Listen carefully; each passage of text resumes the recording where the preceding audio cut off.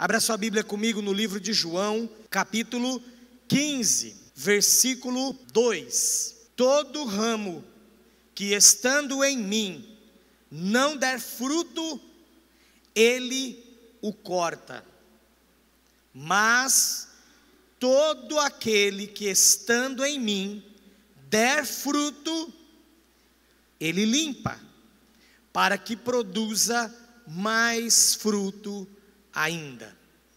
Mais uma vez, feche os seus olhos e vamos clamar a bênção do Senhor, a ação do Senhor, a unção do Espírito Santo neste momento. Pai, a tua palavra foi lida e ela será pregada neste momento, viva e eficaz como ela é.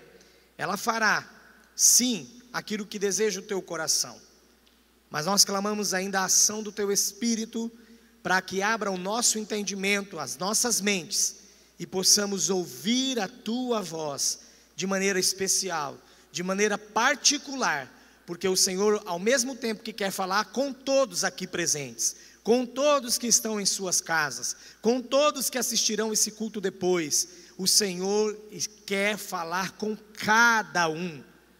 O Senhor é um Deus pessoal, e o Senhor quer que cada um tenha um posicionamento diante de ti. Em nome de Jesus, amém, amém. Glória a Deus.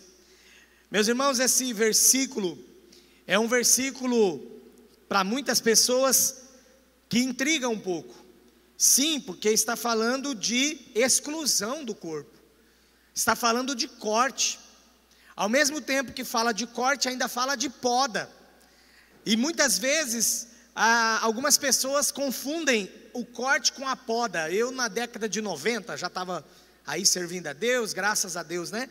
Mas eu ouvi assim pregações como, por exemplo, se o crente sofre, se o crente passa por enfermidade, se o cristão ele está enfrentando dificuldades, seja em qual área for, ele precisa rever a sua situação com Deus, porque em alguma coisa ele está errando, em alguma coisa não está certo. Mas aí nós vamos para a palavra de Deus, tem a questão do corte, e que inclusive, já vou abrir aqui um parênteses e vou explicar isso melhor no decorrer dessa mensagem. Jesus estava falando explicitamente ao povo de Israel, e a questão de que eles decidiram perder a sua eleição.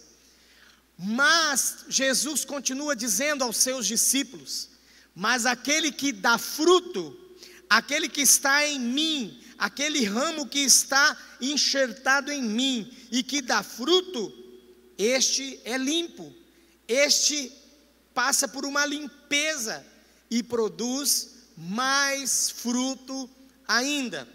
O Senhor colocou essa palavra no meu coração enquanto nós estávamos lá no Ceará, porque lá, às vezes enfrentando uma situação adversa ou outra, eu pensava, faz parte da limpeza, Deus está limpando para dar mais fruto ainda. Muitas vezes o Senhor não só faz uma limpeza no indivíduo, na pessoa, na minha vida, na sua vida, mas o Senhor faz uma limpeza também no seio da igreja. Ramo que não dá fruto, ministério que não dá fruto, Ele corta. É a palavra dEle. Ele faz a limpeza, e Ele é o dono, Ele é o agricultor. Como está falando aqui de videira no primeiro versículo, poderíamos usar o termo também viticultor, que é específico para aquele que cuida de uvas. Mas Ele é o dono de todas as coisas. Ele sabe quem deve ser cortado, e vamos ver que teve gente cortado do ministério de Jesus, e Ele limpa. Ele limpa, porque quando o ramo, quando o galho, quando as folhas estão por algum motivo sujas, abatidas, elas precisam ser limpas também. No caso da uva especificamente, aqueles ramos às vezes que vêm mais perto da terra, ou que lá de cima vão até o solo, o barro que suja aquela folha, ele precisa ser retirado para que a folha não apodreça. Mas se ela apodrecer, ela precisa ser tirada, porque senão ela vai comprometer todo aquele ramo e vai comprometer a produção daquele ramo. Nesta noite é você e Deus, você aí na sua casa, você aqui na igreja, no templo. É você e Deus, porque Ele vai chegar a uma conclusão com você. Em qual nível que você está na sua posição com Ele? De corte ou de poda? Se você nem tem Jesus no seu coração ainda, você nem enxertado a videira está. Aí a mensagem para você é outra, é de salvação, é de rendição. Você precisa entregar sua vida para Jesus para ainda fazer parte desta videira, fazer parte, como nós, como eu e você fomos enxertados nela, você também deve ser enxertado. Nós saímos daqui de São José do Rio Preto, fomos lá para o Ceará, passamos uma semana nesta busca, que o Senhor pudesse, e Ele fez a obra. Dezenas de pessoas entregaram a sua vida para Jesus, e foram enxertados na videira. Enquanto isso, tinha uma igreja aqui orando, clamando. Por isso eu estou muito confortável de trazer essa palavra para a igreja nessa noite, porque eu sei que é uma igreja que se preocupa em dar frutos. É uma igreja que entendeu, cada um individualmente, mas o coletivo dela também, entendeu que nós estamos enxertados na videira que é Jesus, a videira verdadeira, para que nós possamos dar frutos. Videira já é uma das figuras usadas lá no Antigo Testamento, e é ilustração inclusive no Antigo Testamento ao povo de Israel. Então a primeira videira pela qual as pessoas eram enxertadas para pertencer a Deus e fazer parte, ser chamado de povo de Deus, era pertencer ao povo de Israel. Se fosse ainda de uma outra nação, pela circuncisão, pronto, fazia parte do povo de Deus. Então a videira, ela é uma das figuras usadas no Antigo Testamento para inclusive ilustrar, para simbolizar, para apontar ao povo de Israel. E lá no Salmo 80, você não precisa abrir, até porque são vários versículos, mas você pode ler na sua casa depois. Salmo capítulo 80, do versículo 8 até o versículo 19. Nós vemos a declaração ali, que Israel é a videira que Deus trouxe do Egito, e Ele plantou no solo que Ele mesmo tinha preparado especialmente para ela. Mas o salmista também lamenta-se nesse mesmo texto, porque ela já não estava florescendo mais. Israel, como povo de Deus, como nação santa, como nação separada e escolhida, não estava florescendo mais. Os seus muros de proteção estavam destruídos, ela estava sendo saqueada por ladrões, ao ponto que ele ora em um determinado momento assim: olha do céu e vê e visita esta vinha. Protege o que a tua mão direita plantou, seja a tua mão sobre o povo da tua destra, sobre o filho do homem que fortaleceste para ti. Deus hoje está olhando do céu e vendo esta vinha plantada aqui, ó, a PIB Norte em casa. Os irmãos e irmãs que, mesmo não fazendo parte desta igreja nominalmente, mas que pertencem a Jesus Cristo, hoje o Senhor está olhando a sua vinha. O desejo dele é proteger a sua vinha, porque foi ele mesmo quem plantou, foi ele mesmo que pela fé nos enxertou em Jesus. Tem um cântico muito antigo, só vai lembrar quem é da década de 70, que diz assim: videira verdadeira, Jesus Cristo é, nele fui enxertado, através da fé posso eu dar frutos, enxertado assim. O resto eu não lembro. Uma vez eu fui tentar cantar num retiro, eu não lembrava, e eu ficava assim, um menino começou a cantar comigo, e eu falei, canta, ele falou assim, não, eu só sei até aqui também. Eu falei, então eu aprendi que a gente canta até onde sabe, tá bom? Eu era criança, né? E a gente saía para fazer evangelismo, e era um dos cânticos que nós cantávamos quando a pessoa abriu o seu coração para Jesus, quando a pessoa se entregava a Jesus. E a gente podia dizer para ela, agora você faz parte dessa videira, você está enxertado nessa videira pela fé. Mas nós temos um compromisso, como eu falei no momento da ceia, nós temos um compromisso, um privilégio muito grande de sermos filhos de Deus, de pertencermos a Ele, de estarmos arraigados nele, nesta videira que é Jesus. Tudo isso é maravilhoso, mas nós temos também a nossa responsabilidade.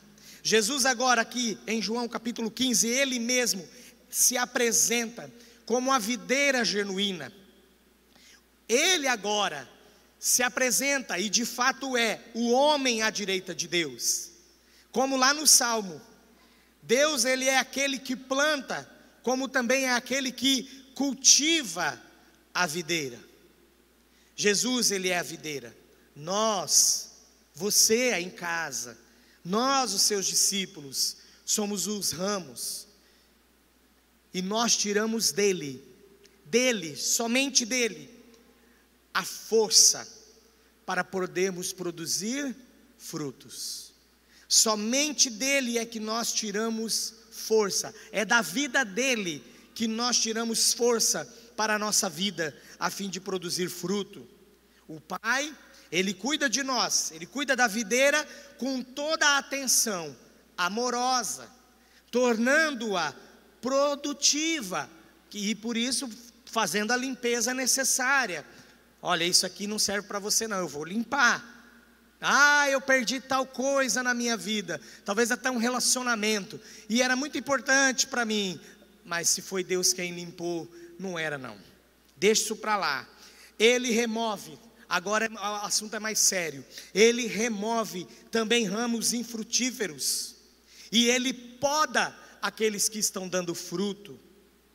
Ele tira os galhos desnecessários, para que o fruto possa se desenvolver melhor.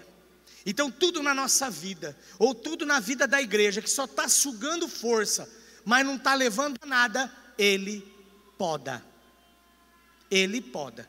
E o que não presta, Ele corta e joga fora. Em nome de Jesus. Ninguém aqui será cortado, amém? Em casa também não, porque você está salvo por Jesus. Mas veja bem, nós estamos hoje numa situação assim, Israel perdeu o seu posto. Pode também um crente perder o seu posto? Se não é no sentido de salvação, porque isso é um assunto mais profundo, mas o que o crente pode perder o seu posto, é que ele vai deixando de produzir, e o Senhor já não age mais na vida dele como desejaria, como deseja, como gostaria, porque ele não dá lugar. Os nossos irmãos, pentecostais gostam muito de usar esse termo, dá lugar, vaso. Você tem que dar lugar para o Senhor na sua vida. A vida está nele. A vida está nele. Agora olha só como é muito séria essa questão de um ramo infrutífero, de galhos desnecessários. Judas foi uma exceção no ministério de Cristo. Ele foi um ramo infrutífero e foi removido. É triste, não é?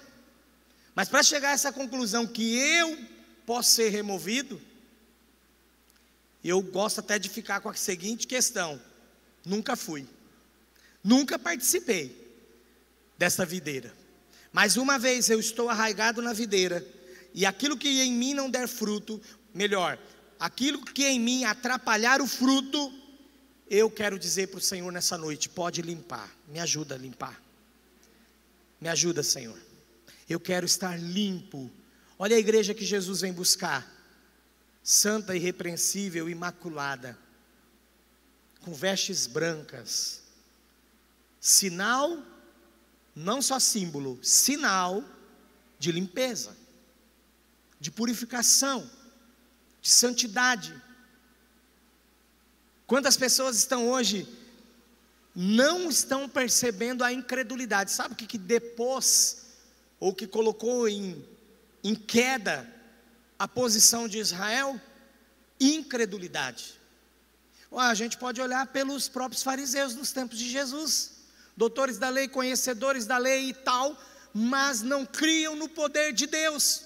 Jesus operava milagres, isso aí é o filho de Beelzebu, esse aí é filho dos demônios.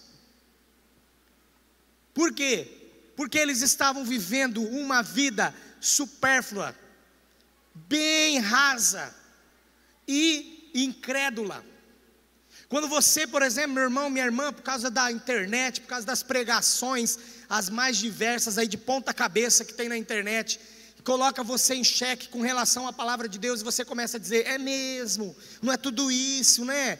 Não é tão sério assim, eu posso ir até ali, pecar até aqui. você está entrando para o caminho da incredulidade. Porque a incredulidade tem a ver, eu não confio no poder de Deus. A incredulidade maior, eu não creio em Jesus, então são os que nem entregaram a sua vida a Ele ainda. Eu já entreguei a minha vida a Jesus, mas eu duvido do poder de Deus, é incredulidade. Ou eu olho para a palavra de Deus, mas começo a querer separar o que me serve e o que não me serve, é incredulidade também. Porque nós precisamos crer na palavra de Deus da maneira como ela é. E o mundo fica, prova que isso é errado, e os crentes ficam tudo com medo de falar que é errado. Nós não poderemos como igreja de Cristo, porque Israel perdeu o seu lugar. A igreja não vai perder, porque ela nasceu, ela surgiu de uma palavra poderosa de Jesus. As portas do inferno não prevalecerão contra ela. Mas eu temo que algumas pessoas estão se perdendo no meio do caminho, dentro da igreja mesmo, como aquela parábola da dracma perdida, que foi perdida dentro de casa. Pessoas que estão se perdendo dentro da igreja, porque quer dar ouvido para tudo que se fala, para tudo que se prega, para tudo que falam a respeito da palavra. Mas a palavra de Deus, ela é amorosa, ao mesmo tempo que ela é confrontativa. Um amigo meu, um pastor, o nome dele é Alípio, ele é da Primeira Igreja Batista de Santos.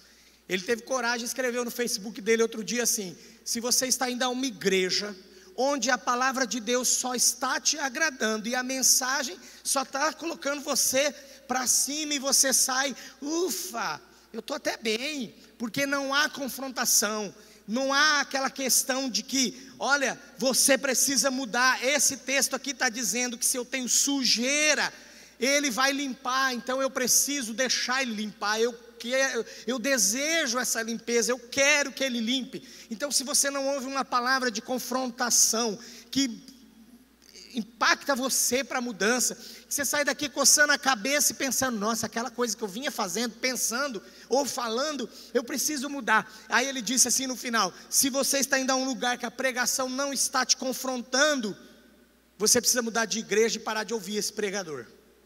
O evangelho é amor, o evangelho é graça, o evangelho de Jesus Cristo é a prova maior de amor, porque nós fomos comprados pelo seu sangue, o maior preço que alguém pode receber, preço de sangue. Mas o evangelho de Cristo confronta-nos. Eu tenho pregado isso constantemente, parece que eu estou repetindo, mas eu vou repetir mais, porque eu não quero que esta igreja, nós como igreja, nos acomodemos nas ladainhas que estão sendo pregadas aí fora. O fruto que o Senhor quer de nós é justiça, é santidade e é também a evangelização. E mais uma vez eu estou confortável em trazer essa palavra para a nossa igreja e louvar a Deus pela vida de vocês, por cada um que ficou aqui segurando as cordas, orando, contribuindo, para nós irmos lá para o Ceará e levarmos o evangelho de Jesus. É tão difícil, ou é tão duro, porque nós vemos aqui que a palavra de Deus coloca claramente, no caso de Israel, ou um julgamento para o Israel rebelde, ou para o israelita rebelde, que ele foi cortado. Mas o mesmo agricultor, o pai, ele disciplina a sua igreja, ele disciplina os seus discípulos, os seus filhos, removendo da igreja, preste atenção, primeiramente, eu achei muito duro esse comentário, mas eu vou ler. Ele primeiramente remove os indivíduos inúteis, mas ele também melhora o crente real, o cristão verdadeiro, muitas vezes usando também da disciplina, para que ele produza mais frutos. Irmãos, nós estamos vivendo nesse tempo aqui, para que o versículo 8 de João 15 seja uma realidade na nossa vida. Nisto é glorificado o meu Pai, em que deis muito fruto, e assim vos tornareis meus discípulos. Já partindo para o encerramento, para o final dessa mensagem, Eu quero pensar um pouco com você aqui em Romanos, capítulo 11. Abra sua Bíblia comigo lá. Romanos capítulo 11, do versículo 20 até o 23.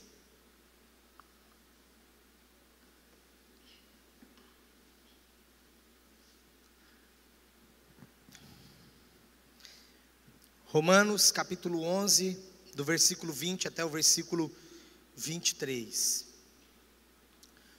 Olha só, eu já falei sobre isso, como Israel foi retirado, foi deposto. E como uma pessoa pode cair no mesmo problema, se houver incredulidade. Então, Romanos capítulo 11, de 20 a 23 diz assim: bem, pela sua incredulidade foram quebrados. Tu, porém, mediante a fé, estás firme. Não te ensoberbeças, ou não sejas orgulhoso. Não se orgulhe, mas teme ao Senhor. Então, a situação de Israel foi quebrada, porque eles foram incrédulos. Mas nós, mediante a fé, e aqui o apóstolo Paulo está falando dos gentios daquele tempo, e até chegar nos dias de hoje que somos nós. Mas mediante a fé, estais firme. Mas isso não é motivo de orgulho próprio, conquista nossa. Isso deve ser algo que precisamos temer ainda mais ao Senhor. Olha o versículo 21. Porque se Deus não poupou os ramos naturais, também não te poupará. Está vendo? Essa coisa que pega aquele versículo: onde abundou o pecado, superabundou a graça de Deus, então logo eu posso fazer o que eu quero.